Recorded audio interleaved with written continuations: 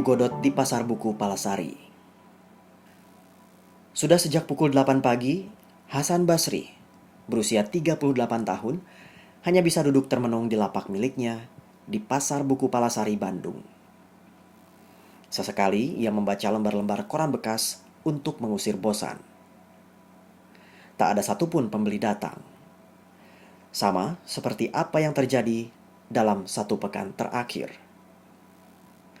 Lapak biasanya tutup malam dengan harapan ada yang beli. Tapi seringnya zong, gak ada yang beli. Ya, nikmati aja lah. Ungkapnya ketika berbincang dengan bandungbergerak.id, Jumat, 24 April 2021, sore. Hasan, pemilik toko buku Hans, merasakan betul betapa sepinya lapak buku tahun ini. Meski para pedagang diperbolehkan berjualan kembali, tidak ada pembeli yang datang. Kalau tahun lalu dia bisa bertahan hidup dengan menjajaki penjualan daring atau online, kali ini tidak.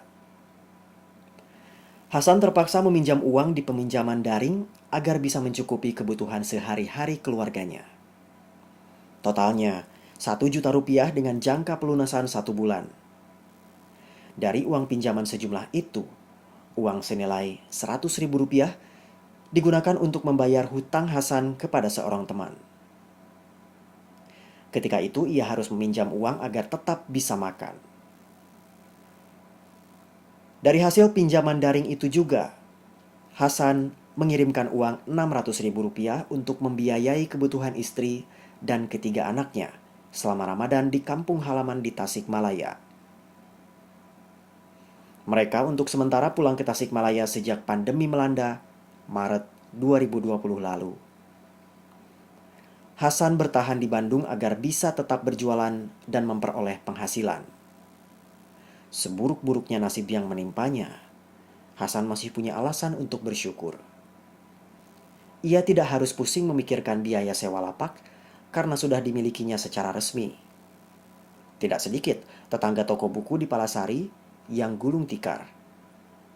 Mereka tidak mampu lagi membayar biaya sewa tempat jualan akibat anjloknya pendapatan.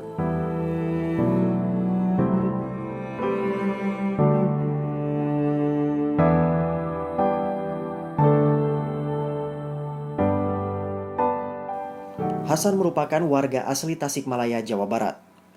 Ia merantau ke Bandung untuk mengenyam pendidikan sekolah teknik menengah. Setelah lulus, Hasan sempat bekerja di pabrik selama 6 bulan. Merasa tidak betah, ia keluar dan mulai tahun 1999 menjajaki bisnis buku. Hasan menikmati pekerjaan sebagai pedagang buku di Palasari. Salah satunya karena ia memang senang membaca. Kerja keras membuatnya bisa memiliki lapak buku sendiri. Toko buku Hans yang menjual buku-buku sekolah, universitas, humaniora, sastra, dan filsafat. Namun, zaman berubah demikian cepat dalam beberapa tahun terakhir. Kemajuan teknologi jadi salah satu pemicu utamanya. Penjualan buku fisik terus menurun jumlahnya. Pindah ke pasar digital atau marketplace juga tidak serta-merta menuntaskan persoalan. Kondisi diperparah dengan pandemi COVID-19. Sama seperti kebanyakan bidang usaha, penjualan buku juga rontok. Hasan mengaku kebingungan bagaimana melunasi tunggakan 8 bulan angsuran ke bank. Ia kebingungan bagaimana mencukupi kebutuhan istri dan anak selama lebaran nanti. Hari ini hari buku, tanya Hasan dalam nada getir. Pembelinya aja nggak ada. Di awal Ramadan ini, Hasan Basri terpaksa tidak pulang untuk menengok keluarganya di Tasikmalaya.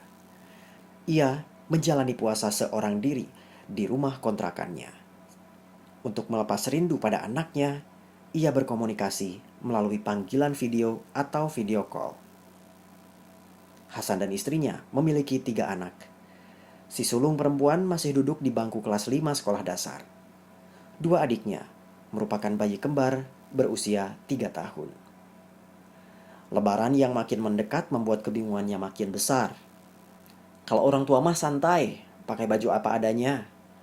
Tapi buat anak beda. Mereka lihat teman-temannya pakai baju baru, ungkapnya. Menjelang maghrib, di lapaknya di pasar buku Palasari, Hasan kembali menekuni koran bekas. Menunggu datangnya pembeli, ibarat menunggu godot.